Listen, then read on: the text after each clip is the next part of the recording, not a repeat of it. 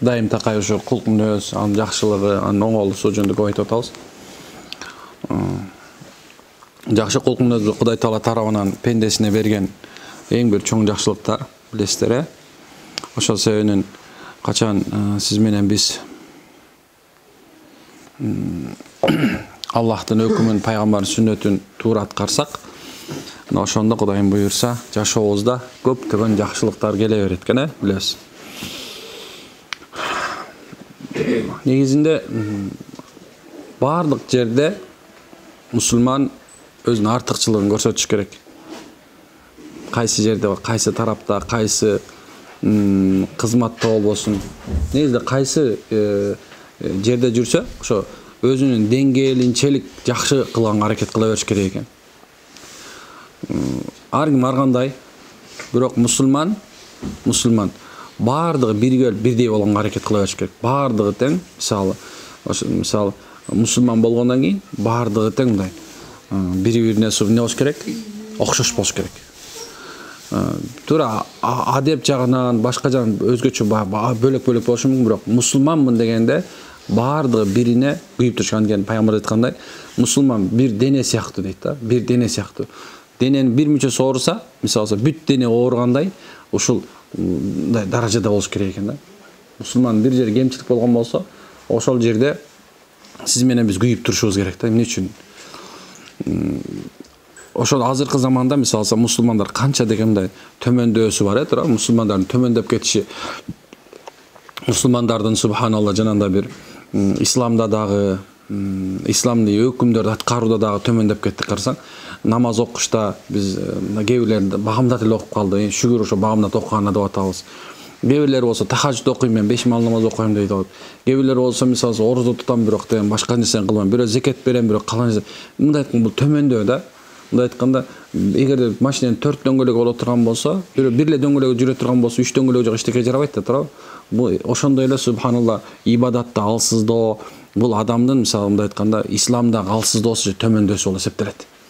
Төмөндөшү. Ойлобош керек, мен мисалы бир маал намаз окуп атам, же болбосо мен ушундай нерсе кылып жүрөм, бирок мен мындай өзүнү кутулуп калгандай көрбөш керек да. Бул төмөндө. Ошол мусулмандын даражасы күнүгө бийиктеткенге аракет кыла бериш керек. Күнүгө мусулман нерсе бийиктей бериш керек. Өйдөлөй бериш керек. Ошондой эле субханалла биз дагы ушул нерсеге көмөктөшкөнгө аракет кылып атабыз. Билгиле, жакшы адеп ахлак диндин негизи дейт. Жана Мухаммад пайгамбар саллаллаху алейхи вассалам ошол диндин эң чоң адеп ахлакты эң бийик даражага чыгарыш үчүн жөнөтүлгөн. Историяга карай турган болсок, тарыхка карай турган болсок, пайгамбар саллаллаху алейхи вассаламдын заманындагы пайгамбарыбыз келе электен мурун ошол араптарды оңой эле басып алып койсо болмок да. Ошол араптарда бири-бири менен эле кырылыша берет, бири-бири менен уруша берет, бири-бири менен талаша берет. Ушундай да, аларчы. Ушундай күндай урушпаган күн болгон эмес. Бир уруу менен бир уруу талашып эле, бир төө үчүн керек болсо, бир кичинекей бир кул үчүн эле урушуп эле жүздөгөн адамдар, ондогон адамдар өлө берген. Ушундай бир төмөндөөнүн даражасына түшкөн. Анан пайгамбарыбызды Алла Таала ошондой жерден чыгарды. Эми айтайын деп максат эмне? Ошол башка мамлекеттерде элечи, алдында мисалы бианда Византия, бианда Иран, Ирактын чоң бир Византия, бианда Часроис деген, бианда мындай 4 тарабында ушундай чоң бир империялар турган да. Аларды оңой эле талкалап койсоң болот. Бирок бир тарыхчы айтат экен, жазылып калган экен. Эмне үчүн силер ошо арабтарды чаба албайсыңар десе, аларды чаба ала турган болсок, биз мамлекетке кошо турган болсок, биздегилер элдер бар болуп туруп, ошолордун жаман нерсесин үйрөнүп туруп, анан элибиз бузулуп кетет деп коркобуз дешкен экен да. Ушунча даражада болгон да, ушундай төмөн даражада. Эми пайгамбарыбыз Алла Таала экен, эй Мухаммад, сен бизди адеп ахлакты, кемел ушундай бир бийик даражага чыгарыш үчүн. Эми кара, ошол эле пайгамбар саллаллаху алейхи вассалам 23 жылдын ичинде мисалы ошол элди эмне болду? Алла Таала толугу менен өзгөрттү. Мисалы тарыхчылар айтат, пайгамбар саллаллаху алейхи вассалам эмне үчүн 23 жыл бою ошол жерде жүрдү дейт. Эмне үчүн 23 эле жыл болду? 22 жыл 8 ай негизиндечи. 23 жыл пайгамбарлык болду дейт да. Эми 23 жылда ошол эл толугу менен оңолду дейт. Эми башка мисалы бизге канча керек экенин билбейт экенбиз да, оңолуш үчүн ар бир адамга.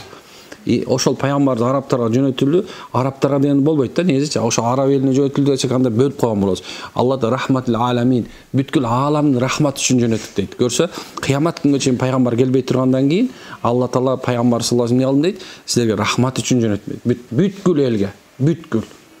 Эми мисалы ошол элге келишинде, ошол эл 23 жылдын ичинде Алла тарбият кылды да, ошол элди анан дүйнөсүнө таратты. Пайгамбарыбыздын толук адебин адептенип, ахлагын ахлактантып, жан дүйнөсүн иманга толтуруп турган пайгамбарыбызды эмне кылды экен? Пайгамбардын сахабаларынан дүйнөсүнө тараштырган. Дүйнөсүнө тарашты. Аларды адамдар көрүп эле ошол замат динге келип башташты. Көрүп эле. Алардын кылган иштерин көрүп эле. Миң-миңдеген мамлекеттер, жүздөгөн мамлекеттер, миңдеген кишилер субханалла ушунча даражада көтөрүлүп кетти. Эми ошол сахабалар көрсөткөн адеп ахлак ушул мүнөзгө мисалы бизде Кыргызда деле бар ошол. Бүт мисалы ойлойбуз да биз арабтардан бөлөкпүз дейбиз го. Бирок ал араб улут менен бөлөк болот, тили бөлөк болгон мененчи биздин маданиятыбыз бир болуп калат да. Эмнесе биздин маданиятыбыз бир булактан. Алланын китеби, пайгамбардын сүннөтү менен эсептелет.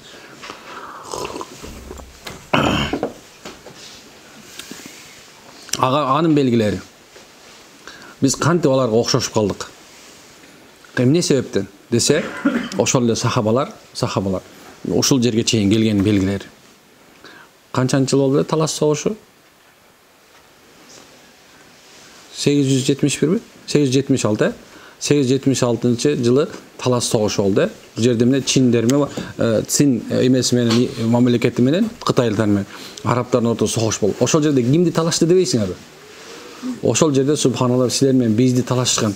Эгерде азыр ушулда Цин ошол жыйып кеткенде, анда биз азыр баарыбыздан Кытайдын бир мындай бир провинциясы болуп турмакпыз дагы. Өлкөм жок болуп кетмекпиз, билбейбиз. Тилибиз да, дилибиз да жок болуп кетмек. Эми биздин жашообуздагы бардык нерселер исламий же болсо шарий маданият болуп эсептелет. Мисалы, эң эле жөнөкөй нерсени айтайын, мисалы, эң оор биз үчүн бирок жаназа. Жаназа.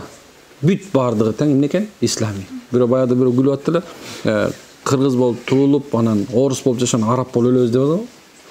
Ушундай бар болчу, баягы бирөө чыкты го ушундай. Субханалла. Негизи биз төрөлгөндө эле мусулман болуп төрөлөбүз. Эмне үчүн? Анткени пайгамбар айтат, фитраттан төрөлгөндө эле бардык адамдар капырдын баласынан мусулман болот.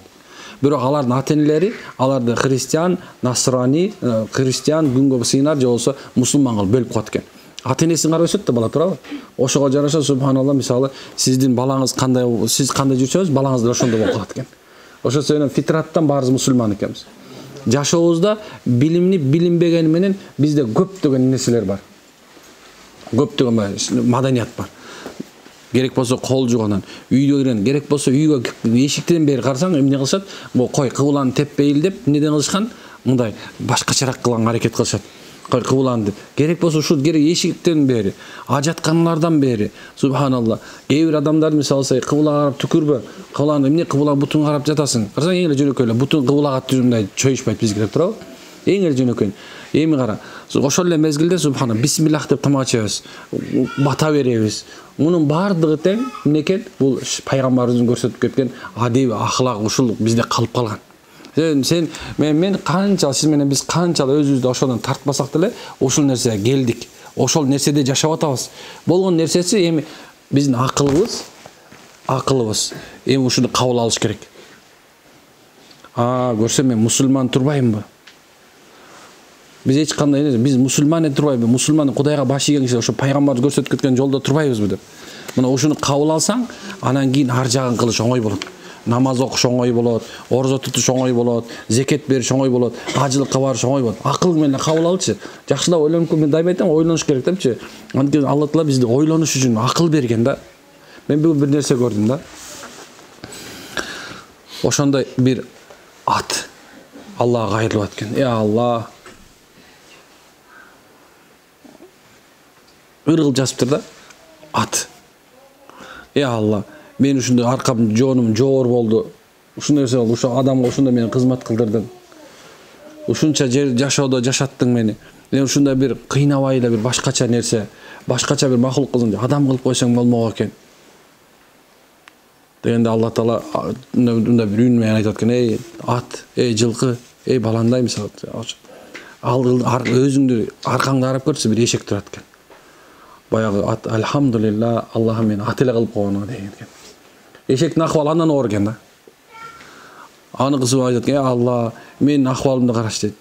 Мен этим дагы, сүтүм дагы харам, бирок ишимди ада кылып салгын. Булар мени ушундай иштетип атат. Мен ушунча кыйналып кеттим. Алла, мен да бир башкача макулук кылбайт белем, мен кичине рахат алып, ушундай бир бүркүттөй асманда учпайт белем дейт экен. Энди Алла Таала эшекке айткан, аркаңды карач десе, караса чочко экен. Баягы эшек айткан, Алла, шүгүр, альхамдулилла, мен эшек эле кылып койгон, чочко кылбай. Деп чочко айтат эмеш. Алла, мен ушу чочко кылып арам кылдың, ушундай нерсе кылдың, мени ыплас кылдың. Ушундай нерсе мен андан көрөк, субханалла. Ушунда башка эле макулук кылсаң болсо, аркаңды карач, караса адам турат эмеш. Караса арак ичип алган, тамеки оозунда, насыбай оозунда, сүйлөгөнү палит. Ушундай бир карасаң баласын сабап атат экен, аялын сөгүп атат экен. Ушундай даражада баягы ушу көрүп алып, баягы чочко айткан, альхамдулилла, Аллахым дейт. Мен чочко эле кылып койгоным дейт экен. Дегеним субханалла, ошол кечирип койгочу, бул доңуздук шемеден адамдык сыпатка алып чыккан пайгамбар Мухаммад алейхиссалам болуп эсептелет.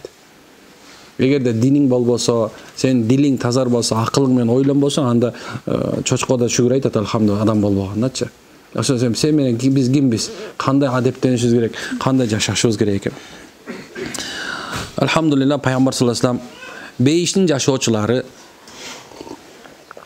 бейиштин жашоочулары бул дүйнөдө бейишке барып жашай тургандардын белгилерин пайгамбар ушундай дейт. Бейиштин жашоочулары бөлөктөргө жумшак,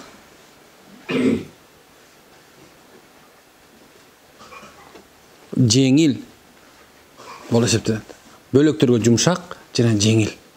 Бардык жана кипке экен, субханалла. Жок деп мындай айтканда, акмактын 3 белгиси бар дейт го. Дайыма өзүнүкүн туура дейт. Билесиз? Дайыма өзүнүкүн туура. Башканы унукпайт экен. Акмак дайыма өзүнүкүн туура деп айтат. Жок, бул меники туура болсо. Ал баласы аял айтса, же болсо күйөөсү айта турган болсо, же кыз айта турган болсо, же тууган айта, же болсо бир дос айта турган болсо, же ата-энеси айта турган болсо, эмне экен? Меники туура дейт экен. Баары акмаксыңар. Бирок өзү акмак экенин унутуп калат экен да. Анан ошол дайыма мен дейт экен. Бирок акырында дайыма кылган ишине өкүнбөстөн, мындай туура эмес болуп калса да өкүнбөйт экен да. Карасаң? Туура эмес болуп калса да өкүнбөйт экен. Ушу белгилер экен. Эми бирок мусулман деген кандай болуш керек? Пайгамбар бөлөктөргө, бөлөк деген нерсеге бардыгы кирет. Ошо ата-энең, бир тууганың, аялың, балдарың, аялың, аялдарың, анан кийин субханалла кошуналарың, досторуң, ошолордун бардыгына эмне экен? Бөлөктөргө жумшак экен. Жумшак деген субханалла сүйлөгөндө, негизинде жүрөгүндө мусулман өзү жумшак болуш керек. Анткени себеп субхан, эгерде сен жүрөгүң дагы деле болсо, катуу боло турган болсо, көчөдө жүрүп, мисалы, жөнөкөй эле айтканда, индийский кино ыйлайсыңбы? Ия, майыз. Андай. Жок дегеним, субханалла, кичинекей бир нерсе, аялдарга сөз жок. Анткени себеп алардын бардыгы ыйлайт да. Ыйлабаган чанда эле болуш керек. Бирок дегеним, ушу кичинекей бир адамдарда болуп аткан жанагындай бир кырсыктарга, бир нерсеге, ушу жүрөгүндө кичинекей бир мындай бир эме болбосо, мындай кейип кетүү, жоксо аттың жок болсочу, анда субханалла өтө оор. Мына сен жүрөгүңдө дагы болсо бир кичине бир катуулук бар. Хазирети Умар радhiyallahu анхунун окуясы бар. Хазирети Умарды бир күнү бир адам келди дагы дейт, ачуусу менен, "Эй Умар" деп тур баягы. Чабийди дейт. Элдин баары ойлоду да, өлдү бул эми бүттү. Болду. Хазирет Умар баягыны чабийген жерим адамды карап туруп, колуңуз ооруп калган жокпу деген экен да. Бул Умар. Пайгамбарыбыз келгенге чейинки эмес да, пайгамбарыбыз өтүп кеткенден кийин булчу. 23 жылдан кийин Хазирет Умар ушундай даражага жетти. Болбосо ошол мезгилде жахилат доорунда болгондо баягы башы ошол заман желкесине ырып кетмек да. Сахабалар ушундай даражага жетти да. Ошончолор бейишин жашоочулар, же болсо бейишке кире тургандардын катарына кошулду. Биздин негизи жашоодо мисалы алса, конечный мындай ар бир нерсенин Б точкасын айта берем го дайыма. Б точкасы өлүм.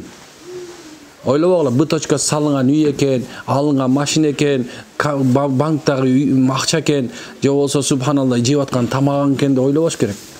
Сен ийгилигиңдин точкасы ошол экен деп ойлоба. Бул ийгиликтин точкасы эмес, субханалла. Кимде ким ийгиликке жетем дей турган болсо, анда ал бейишке киргенде ал ийгиликке жетүүчүлөр болот. Куранда Алла Таала ошентип айтат. Алар ушундай бир иллиин даражасына, ушундай бийик даражага чыккан аала, ушундай бийик даражасы инсандын бул дүйнөдө жашап өткөндүн негизги маңызы же болсо, баягы сепкениңе жараша, баягы эмне койсоң, эмне сепсең ошону оруп аласың да. Ошол эмнени сеп, эмнени кылдың бул дүйнөдө, оруп алган нерсең ошо сени ийгиликке жетип турган нерсе, бул бейиш болуп эсептелет. Бейиштеги ийгилик эмне болот?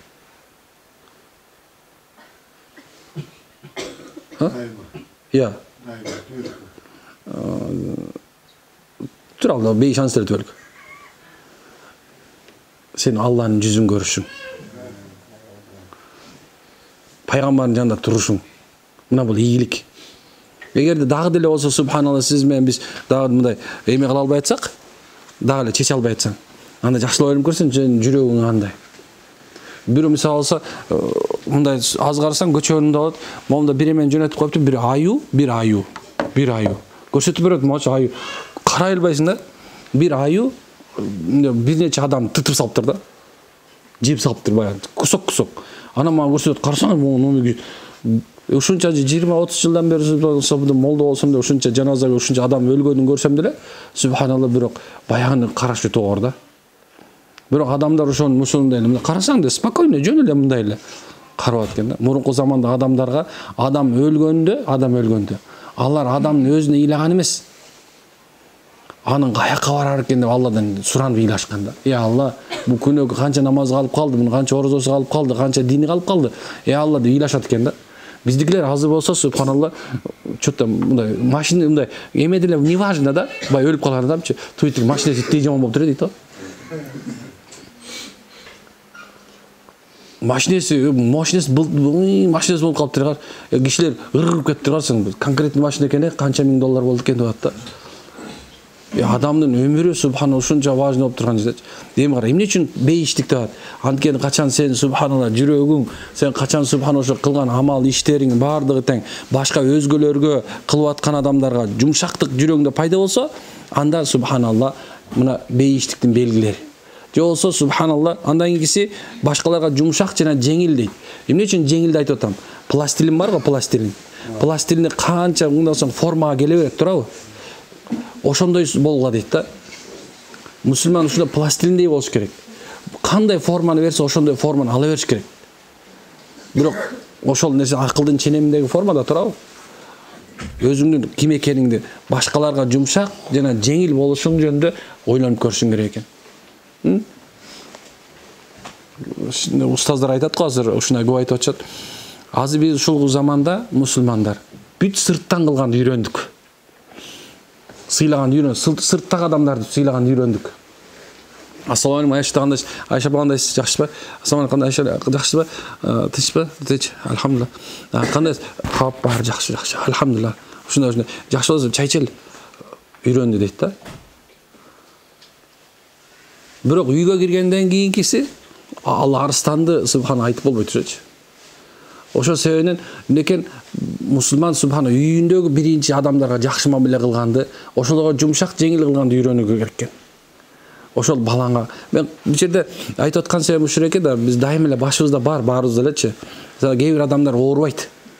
Эркектер дагы оорубайт. Аларда жин деле жок, аларга дуба деле жок, алар эркекти аялды депрессияга түшүп калган да. Ошо депрессияга түшүп калган жөп-жөнөкөй элечи, алардын немеси деле башкача эмес. Точно эле ошол эле. Отуруп мындай жакшынакай сүйлөшүп отура берсеңчи, анан баягы бир мезгилде ыйлап алат, бургат, ушундай болду, ушундай. Анан жөнөкөй эле субханалла отуруп бири-бирине болгон мындай маек, диалог бар го. Эр аялдын ортосунда диалог, бала менен атанын, кыз менен эненин ушундай бир кошунда жок. Жумшактык, бири-бирине мамиле кылуу деген жок. Так, бүгүн сода канча болду? Алып кел. Отура турчу, өлүп бартасың.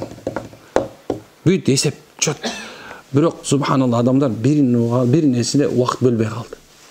Карасаң, пайгамбар саллаллаху алейхи вассаламдын акыбалдарын, адаттарын карасаң, пайгамбар саллаллаху алейхи вассалам качан сахабалар менен отурганда ошолордун сөзүн аягына чейин укчу дейт да, пайгамбардын бир адаты. Алардын сөзүн бөлчү эмес экен да. Угуу отурат экен, анан бир мезгилде баягы баарын бүткөндөн кийин пайгамбар саллаллаху алейхи вассалам толук денеси менен дейт да. Мындай да эмес. Ошондой экен эмес экен да. Толук денеси менен бурулуп турган ошо менен ушундай бир отуруп алып шашпай сүйлөшөт экен. Эми Алла Таала карасаң кандай кылып аткан Куранда. Асбабы нузул дейт. Бир аяттын же болсо менин сүрөнүн түшүү себеби болот. Ошо түшүү себеби бар бир. Качан пайгамбар саллаллаху алейхи вассалам Курайш урусунун башчыларына сүйлөп дават кылып аткан мезгилинде Ибн Мактум деген бир сахаба, көзү көр сахаба келип туруп, баягы пайгамбардын жанына келип темир дейт, колу менен улам эле кийимини тарта бер дейт. Тарта берди. Анан пайгамбардын ачып көзүн чытып мындай эми кое турбайсыңбы дегендей кылды. Жо мындай карасак Ибн Мактум экен, эми деп мындай көзүн чытып кол минтип кой дейт, баягы көйнөктөн алып койду. Аллах Таала ошол замат айтып аткан, көзүн чытычу дейт. Мындай көзүн кылсаң, монду кабагын чытычу дейт. Мындай жаман көз менен кароочу деп пайгамбарды ошол замат өзү Аллах мындай айтканда анын кемчилигин айтып атат. Ошол замат пайгамбардын ушул аят келер менен алып пайгамбардын баягы Курайш урусунун башчыларына да Ибн Мактумга субханалла көңүл бурду дейт да. Андыре бир мындай незначительный экен вопросучу. Бирок ошондо болсо Аллах Таала эмне экен ушундай деп аткан да. Сага көбүрөөк муктаж адамга көңүл бурган ордуна дейт да, сен ушундай сен жөнүндө сен аларды канча мактасаң деле, аларды канча чакырсаң деле сен укпай тургандарды эмне кылдың дейт, жанына туруп алдың деп. Курайштын капырлары ошондой болчу да, тура пайгамбарды укпайт эле. Алар пайгамбарга кереги жок эле. Аларга ыйман айтсаң деле алар өзүнүкү менен тура берет эле. Бирок Аллах Таала ошол замат Ибн Мактумду угушту, өкүм кылды. Дегеним азыркы заманда деле ушул бири-бири менен сүйлөшүш керек. Эрди аял отуруп бир аз сүйлөшүп, бири-бири менен жакшы мамиле, жумшак, ушундай бир субхана жеңилирээк болгондо эркек дагы аял дагы үйрөнүш керек. Өлүп кетсин, кары келсин деген сөз бар го. Ошол оокатың өлүп келе кетсин. Же болсо ошол нерсең бир нече убакыттын ичинде ошол нерсе жок эле болуп кетсин. Бирок адамдын субхана бири-бири менен болгон сүйлөшүшү, бири-бири менен кылган мамилеси, отуруп оокаттан тышкары деле. Мен дайым айтам, өзү бейиштиктин белгиси мындай ойлогош керек. Эркек менен аял бирөө бейиште бири тосокто болуп калат. Же болсо аял киши бейиште болуп эркек тосокто болуп калат деген хадистер бар. Бирок экөөнүн бир болгон жөнүндө бейишке кире турган хадистер андан көп. Бейиштин ичинде эркек менен аялдын өзү ушундай бир узун бир хадис бар. Жакшы хадистерден кирет, бирок ушундай болсо да ушундай. Карап калсаңызбы? Бейиштин ичине киргенде эркекке бүткүл жакшылыктар берилет экен. Эркекте бөлүп аткан себеби бар азыр. Анан ал ичинде бардык нерсе хур айн ва хур лайн. Куран хадисинин өзүндө хур деген бул бейиштин ичинде жаратылган некен аял. Бирок айн ушундай жана айнектей. Анын кийип турган 70 көйнөк боло турган болсо ошо жүрөгү мисалы алса атың беле? Тилек деп солуп турат экен. Машалла, ушундай экен. Лайн ушундай бир бейиштин ичинде боло турган нерсе. Кыздар, аялдар. Кийин пайгамбар саллаллаху алейхи вассалам да жылмаят экен да. Анан Алла ушунун баары магабы дейт. Аллах Таала ооба сага. Алла магабы дейт, сага дейт. Комментар бүтпөйт. Өмүрүң аякта өмүр деген жок да, тез кечирип койгула. Аякта субханалла бесконечность да, түбөлүктүүлүк. Кийин айтат, бир жерде караса ушундай бир баягы хур айн ва хур лайн четте кала турган ушундай бир аял затын көрсөтөт экен. Айтат экен, Алла, бул ким дейт экен? Бул сен бейишиң ичинде ушу хур лайндардын канчасы ушул? Алла, мага ушуну эле бер, башканы кереги жок дейт экен. Баягы таңга Аллах Таала айтат экен, ушуну эле берели. Алла, ушул эле болот мага ушул. Муну таанысың ким экен дейт. Жок, Алла, тааныбайм, билбейм. Дегенде баягы айтат экен, бул сенин аялың дейт экен да. Баягы эркек субханалла негизинде качыш керек болчу, ай кайра элеби депчи. Бирок андай болбойт экен. Бейиштин ханышасы кылып берип коет экен, кайра ошол болсун. аял. Бирок ага сулуулук, ал бүткүл келбет, бардык нерсени берип туруп, ошол эле нерсе ушу бул кайсылар десе, ошол кайсы аял киши өзүнүн күйөөсүнө итаат кылган болсо, ошондо кайсы эркек киши ошол күйөөсүн сыйлай турган болсо, көп мындай фазилеттер менен келет да. Мына ошол бейиштин ичинде дагы бул дүйнөдө некен кандай рахат алып чыккан болсо, бейишти дагы түбөлүктүү рахат менен болот экен. Бирок ал жерде бири-бирине болгон милдет, жүктөөлүү деген нерсе жок экен. Тур тамак жаса кийим жуу деген жок да. Дегеним субханалла, бул дүйнөдө эле ошо бейиштик жашоого артында бейиштегидей кылып жашаганга аракет кылса болот деген сөз экен да. Ошон үчүн пайгамбар саллаллаху алейхи вассалам айткан, бейиштиктердин жашоочулары бул дүйнөдө эле билинет экен. Алар жумшак болот экен. Субханалла, жана жеңил болот экен. Ал эми тозоктун жашоочулары ташбоор жана райымсыз болушат экен. Сахабалар сурашты: "О Алланын элчиси саллаллаху алейхи вассалам, адамдардын таш боорлугун кантип аныктайбыз? Алар таш боор экенин кантип билебиз?" дегенде пайгамбар саллаллаху алейхи вассалам булар үй бүлөсүнө, досторуна жана туугандарына каардуу мамиле кылгандар деп жооп берди. Некен карасаң кандай нерсе? Каардуу дегенди мен башынан бери түшүндүрүп келатам, жанаттан беричи. Ошол кайсылар экен? Өзүнүн үй бүлөсүнө, досторуна, туугандарына каардуу болгондор экен. Сени сүйсүн. Эгерде өзүң айтып атсаң, душа компания болуш керек экен мындай айтканда. Баардык акыбалда субханалла жакшы, жеңил, жумшак болгон жакшыраак экен. Тозоккулардын белгилери ошо таш боордуу экен. Жана балдарын сабап, аялдардын башына дөңгөлөк илип коюп, жанагындай чыгып атат го. Булар уже белгилүү экен да. Арак ичип, тооба кылбастан өтүп кете турган болсо Кудай сактасын. Зына кылып, тооба кылбастан өтүп кетсе Кудай сактасын. Көптөгөн акыбал амалдар бар экен, биз башыбыздан өткөзүп атабыз азыр заманда. Жана башында айтып атканыбыздай, жүрөгүндө жумшактык болбогон адамдар эч качан субхана бейиштин жытын жыттабайт. Жырткыч айван бар го, жырткыч айван. Жырткыч айванды мисал алса баар коркот туурабы? Бирок койдон ким коркот? Аны сүзөнөк болсо да коркпойт да. Ал сүзүп аткан болсо да каткырып күлөт дагычы, шылдыңдайт анысы наоборотчу. Карасаң кандай нерсе? Жырткыч менен мындай айтканда, жырткыч эмес болгон айвандын айырмасы барбы? Туурабы? Ошондой эле субхана бул дүйнө жырткыч сымал жашагандар ахиретте субханалла өзүнүн акыбалы бир гана тозоктон көрөт. Эмне үчүн койдун сыпаттарын алымдар айтат? Койдо канча деген сыпат бар дейт да. Койдо сыпат бар. Ошол момунда болгон болсо, ал бейиштин сөз керет. Биринчиси, кой. Кожоюну берген гана чөп тап кел алдына салып койсочу, ошону акырдан ушуну жеп коюп жата берет экен да. Таптак эч ким бербей койсо өз жүнүн жеп атып өзү өлүп калат. Көрөсүңөр ушуну? Жүнүн жеп өлүп калат.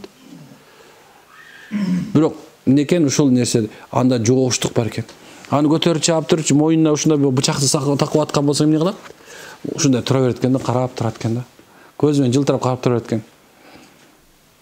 Дегени койдун сыпаты момунда болуш керек экен. Бирок кээ бирлердин айтышыңыз мүмкүн да, азыркы заманда койдой боло турган болсоң сени тепсеп кетет, анан тигине басып кетет. Туурабы? Жок, мусулман пайгамбар айткандай, эгерде ошондойго бир жолу туш боло турган болсо, экинчи жолу туш болбойт. Пайгамбар ушуну айткан бизге. Кыргызда болсо, эмне сүттөн ооз үйгөн айранды үйлөп ичет деген, туурабы? Акылдуулук жөнүндө сөз жок, бирок сыпатың бейиштик болгонго аракет кыла бергин. Душманың ким экенин билесиң, ага каршы тур. Бирок жүрөгүңдө бирөөнү өтө бир душман көрүп кетпеш керек. Анткени ал досуңдур, билбейсиң. Хадис ушундай. Бирөөнү өтө жек көрүп кетпегиле, ал бирөөнүн силерге дос болуп калышы мүмкүн. Бирөөнү өтө сүйүп кетпегиле, ал бирөөнүн силерге душман болуп калышы. Мусулман дайыма орточо алып жүрөт экен өзүн. Орто, биздин дин ислам дини орто дин. Орто динде некен бардык нерсе орточо экен. Эч качан субханалла бирине бири ашып же болсо калып калбайт экен. Дайыма ортодо болот экен. İnşallah beyişli болгон hareket kılavuzlar. Subhanahu hamdika ashhadu an la ilaha illa anta astaghfiruka wa atubu ilaik.